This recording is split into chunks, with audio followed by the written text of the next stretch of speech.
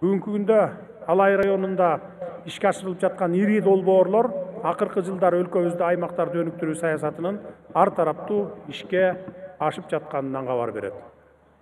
Бул аймакта маданият жаатында да өзгөрүүлөр болуп, райондук маданият үйү, Курманжан Датканын музейи, Алымбек Датка паркы жаңыланып элге кызмат кылууда.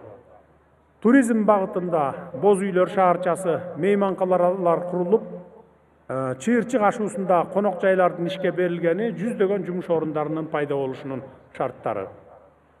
Ал эми өнөр жай тармагында көмүр казуу, гидроэлектр станциялардын курулушу жүрүп, өндүрүш көлөмү жылдан жылга көбөйүүдө. Өлкөбүздө жолдорду оңдоо иштери да активдүү жүрүп, миңдеген чакырым жолдорго асфальт төшөлүүдө.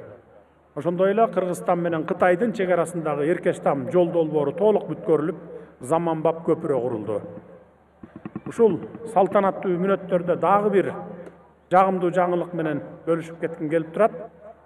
Гүлчө айылына шаар статусун берүү маселесин кароону тиешелүү мамлекеттик мекемелерге тапшырдым.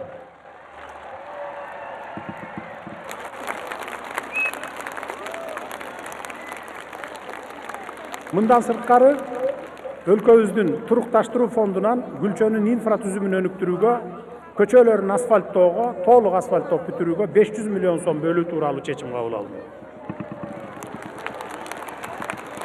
Мунун баары мамлекетибиздин ар бир аймагын, анын ичинде Алай районунда өнүктүрүү боюнча жүргүзүлүп жаткан саясаттын жемиши деп билсеңиздер болот.